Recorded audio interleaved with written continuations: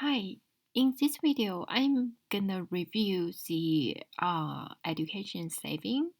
So people usually ask say, for the education saving, the two common choice is Coverdell and 529.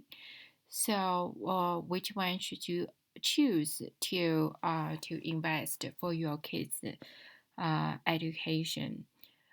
Not just for college, for other education as well. Okay, so we can just start to looking here. So basically, we can through 1 through 12. Let's compare. So annual contribution maximum, which means so each year how much you can put in the account. So for the Coverdell maximum each year, you only can put a $2,000, which is $2,000 per. This is $2,000 per student per child. If you have two child, each child you can allow $2,000.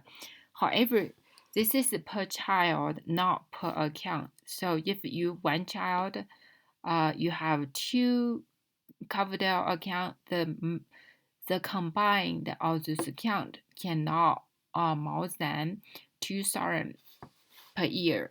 So just remember, it's $2,000 per child. So if one child have more than one account, so all those accounts combined cannot be more than $2,000. That's the maximum contribution means. Then for 529, you basically not really have a maximum contribution. So here just say depending on the states. Usually when you choose 529, they have that was sponsored by different states. They will tell you maximum annually how much you can put in.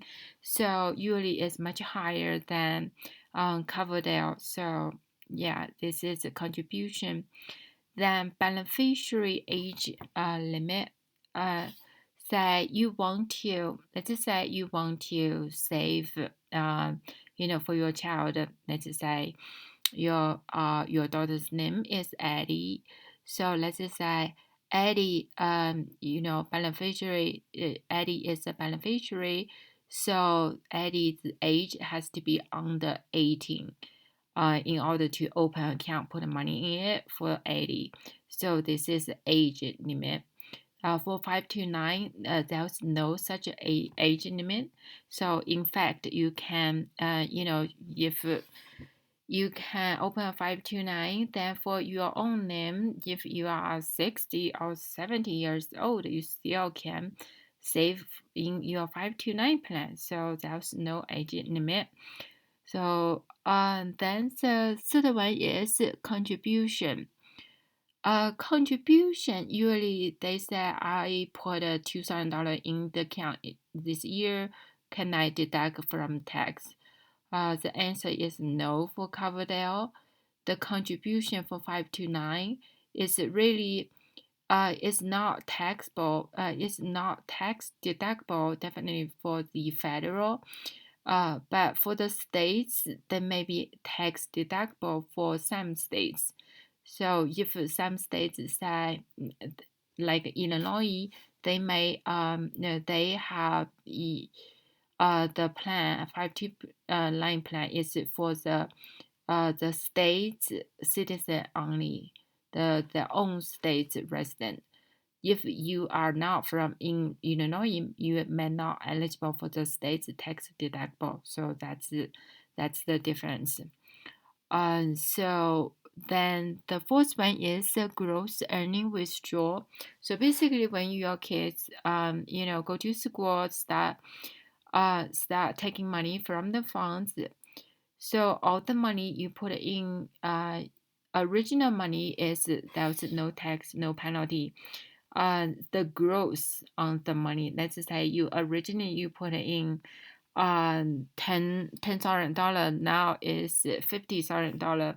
So the $40,000 you withdraw, as long you withdraw it for the qualify education expenses, so it's tax-free, penalty-free. So this is true both for the Coverdell and the 529. Then the fifth one is qualified type of education. So both for Coverdell and the 529, you can use it for the primary elementary school, secondary your K-12. Then for the university, of course. So there's no spending maximum for those schools. However, for 529, maximum is $10,000 if you spend for the primary, elementary, or secondary education. So the maximum each year you can spend is $10,000. However, once your kids start going to college, so there's no maximum spending. Use the 529 funds. So yeah, the sixth is qualified education expense. So basically, when you can withdraw the money from Coverdell, yeah, all those you can use. This is called a qualified education expense. You can tuition books, for the room, uniform, transportation. This is true for the 529 as well. Then the seventh is contribution phase out. And so for if you want to use Coverdell, so let's just say you are the parents, you want to open a Coverdell account, put the money in it. So you have to be the maximum each year is $2,000. Your income has to be below, if you are married, filing jointly, your modified adjusted gross income, AGI, MAGI, you have to be below $190,000 in order to contribute the full $2,000 amount. If you are in the between, so it's gonna be less than $2,000. If your your modified AGI is greater than $220,000, then you are not eligible to make a contribution to the Coverdell. However, for 529, there's no income limit, so doesn't matter how much you make, you still can put the money in the 529 plan. So that's a good thing about 529. So all the funds must be used.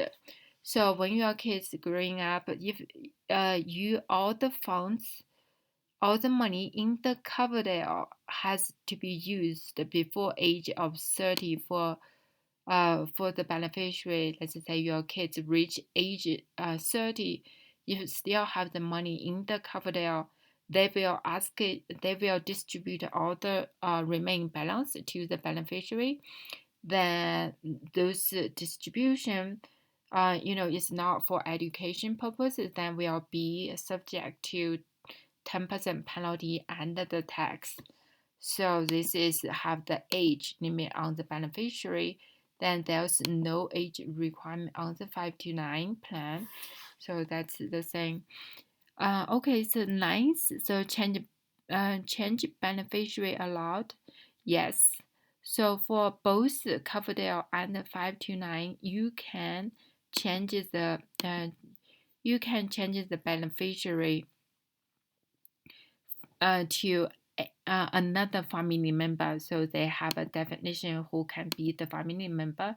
So basically, your another kids, even your nephew, niece, maybe eligible too. So just the family member, you can change the beneficiary to any other your family member. I mean, in case for the Coverdell, you obviously another beneficiary has to be younger than 30 years old. So that's just something you have to know that. Okay, the 10th one is effect on the financial aids. So usually people would worry about that if I invest in Coverdell or 529, so it's gonna impact my kids to be eligible for financial aids. The answer is yes, a little bit. You can see here if you understand. So this is expected family contribution. This is being used to calculate how much you eligible for the financial aids. So basically, if you're so those investment in the Coverdell and the 529, their assets will be counted 5% to 5.64% is counted towards to calculate the EFC. So basically, the higher the amount, the higher EFCs, the lower the financial aids you will be eligible. So yeah, will have impact, but just not very significant. So the 11th is the beneficiary control assets. Why they have this? So basically, say if your kids, if you use a custodian like a Ujima account, the kids usually can have access to the money, then they don't use the money for education. But in this case, it's both Coverdell and the 529, so they have to be used on the education spending. So most of the time it's owned by parents or grandparents. So the kids has no control of the funds. If they don't go to the school, the funds won't be won't give to them. So that's the thing. So then the last thing is about investment. Um, the good thing is about Coverdell is you can invest all kinds of investment products. It's let's say you have this Coverdell in the Charles Schwab or in TD Ameritrade, then you can just select bonds, stocks, bonds, mutual funds, any of the stock. They usually have very little cost. So this is a good thing about Coverdell, no cost in the on the investment. However, for 529, there's no other choice, but you have to invest in the mutual funds. Usually, this type of mutual fund is equity bonds or money market funds because it's mutual funds, so they have a expense ratio. So basically, that's the cost of the funds. Then also when you purchase the mutual funds, they may have a commission on it as well. So that's why I say the cost for the investment for the 529 may be higher than the Coverdell. So yeah, that's just the overall the advantage disadvantage between Coverdell and the 5